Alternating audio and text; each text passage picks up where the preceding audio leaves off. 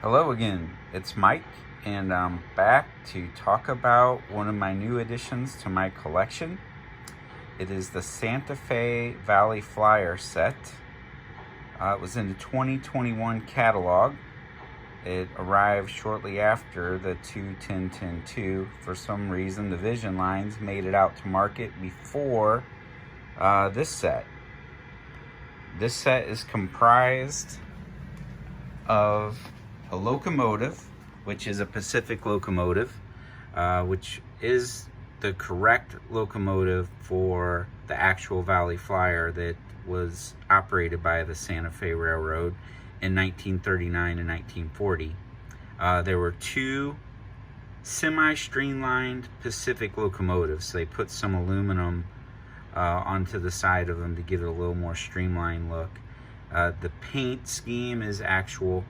The set does include the locomotive, an 18-inch combine car, an 18-inch coach car, an 18-inch Station Sounds diner, which is a nice bonus. A lot of times you have to buy that Station Sounds diner separately, so it was awesome to see it come with that included in the set. And then an 18-inch observation car.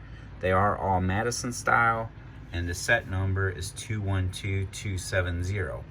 I went ahead and ordered the 2-car add-on set with it, which is set number 2127150, and it's a couple coaches. You'll see them here on the layout. So let's go back over to the Locomotive, and I'll show you some of the details on the cars first. So there's your combine car, then the couple add-on coaches, and we have the Station Sounds diner car number 1467. Play a couple of the announcements for you.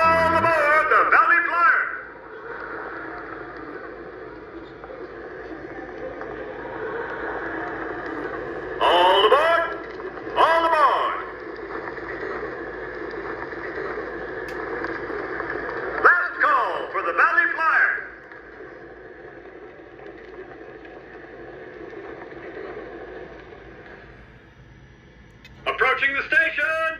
Next stop, folks! Attention, travelers. The Valley Flyer is now boarding. So there are several in-motion sounds and announcements, both while stationary and moving, like most Station Sounds diners. I really love to look at these cars. I mean, they're pretty amazing. I mean, I love the silver paint. I love the detail, the yellow, black, and red striping on the side of them, which is actual, and the black lettering, which is the actual representation of the Valley Flyer cars themselves that Santa Fe actually ran. Nice clear windows with figures, semi-detailed interiors, I would say, and LED white lighting. So great job on the cars. The only thing I would warn you of is a few of the covers here for the axle, that little detail on the truck. On 3 cars, they each had one piece that had fallen off, so I had to reattach those, but no big deal. These get handled pretty roughly in shipping these days. Love the lanterns on the back of the observation car. Then you have the Valley Flyer logo on the back there, and your typical, you can see into the interior of the observation car, like on all the Lionel Madison cars these days. So let's go up and take a look at the Locomotive. Again, this line was short-lived, the Valley Flyer line. Ran through the San Fernando Valley in California, mostly for troop transport in 1939 and 1940. Then the locomotives, the 2 that were operated was number 1376 and number 1369 on the Valley Flyer line. And this is number 1369, which I'm very happy like so excited to get this set. I'm a big Santa Fe fan, and I just love the color scheme of this locomotive. It is pretty true to the actual Valley Flyer locomotives, because they were 1300 class Pacifics, and both of them painted up this way with the red wings on the front and the red wings on the tenders with the silver, red, yellow, and black detail. You know, Lionel's Pacifics, you know, workhorses. I have several of these. Always run very well, smoke well. I do like the added detail of Bluetooth. You'll also see this has the backlit gauges inside, just like my Vision Line 2 which is an awesome feature. All the controls are on the bottom. Lionel has carried that over on the Pacific line, so if you want to program it, turn smoke on and off if you're a manual runner and you don't use a legacy remote, all the controls are on the bottom. Your whistle steam fill is underneath the dome here, and then there's the whistle steam hole. Other than that, the other unique thing about this locomotive that I have yet to see on a Lionel locomotive is the streamlining is removable. You actually unbox it, and these two streamline metal pieces are in separate packaging. I guess that way they don't get damaged in shipping. And there's 3 magnets. So you've got a magnet there, your second magnet, then a third magnet right at the cab to attach your little piece onto. The other side I have to make a little adjustment on. Some reason it doesn't fit as good as this side. I think there's a little detail piece, like this detail piece here on the other side is sticking up a little higher, so it's causing the other side to sit a little higher. So I'll have to figure that one out. But this side, you can see at the rear corner here, everything matches up good. And then the front, everything's looking good there. So nice work, Lionel. I really like that. Those are removable so they don't get damaged. And also, if I ever want to run it without the streamlining, because that was actually removed later when the engines were just put into regular service once they shut down the Valley Flyer line, because this engine was actually scrapped in 1950. And if we take a look, you know, Wikipedia's genius, tells you everything about the locomotives. But here's photos of the actual Valley Flyer. You have Hallmark models in there, but otherwise, you know, you have 1939, 1940. Then you have a color photo. So pretty darn good job in representation of the Valley Flyer that Lionel did here. Because in the past, you had to buy like an N-scale Concours to get a Valley Flyer. Model Power made an N-scale one, and then Weaver made one in O-scale. But obviously, back in the time Weaver was around, there was no cool legacy features and whistle steam, and they didn't quite run as slow and smooth as they do now, which obviously is an advantage of buying a Lionel Legacy version. So let's go ahead and fire up the engine.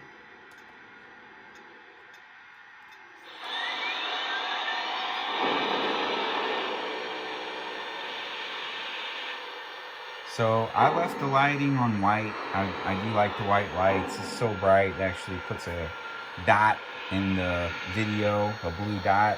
So I'll try to avoid that as much as possible. I'm just videoing with my phone. I'm not a professional. I just like to run some trains and share information about them. So this is the way I'm able to do that right now. So good smoker as usual. Well, some whistle steam. Does have a selectable whistle. I saw a few videos out there of people running through all the different whistles. I just like this one. This is cool. I like the little throaty deepness to it. If you look inside the cab there, ooh, there's those backlit gauges. Very cool detail. we're going to go ahead and start running the locomotive. There goes the lighting, so now you can really see those gauges. Let's see if we can get inside the cab this way. Yeah. Tinder's just gorgeous. Great paint job, bright lights. Big 1369 on the back of it.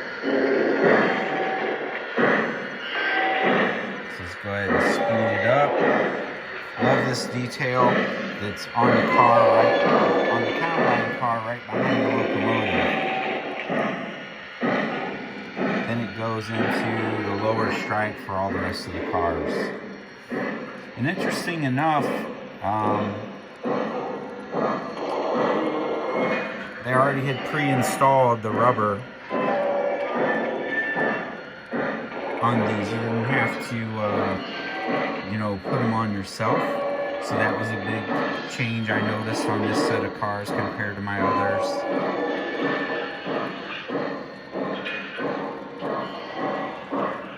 You can hear all the creaking and squeaking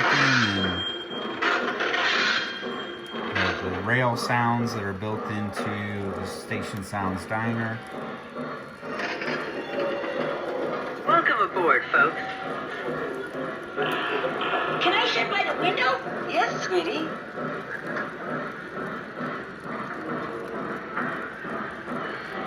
Tickets! Please have your tickets ready. Here you go, sir. Thank you. Can I see your ticket? Thank you. Tickets? Thank you, ma'am. Go ahead and give it a little more speed.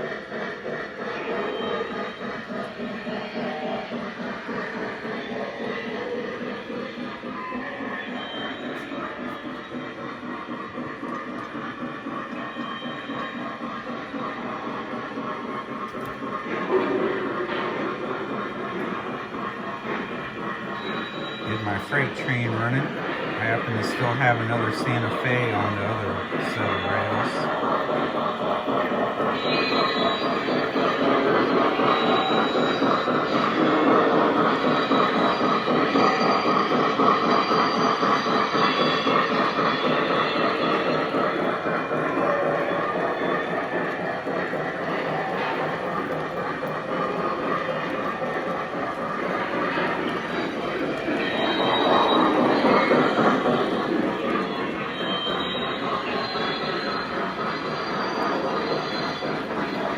And that's the Santa Fe Valley Flyer.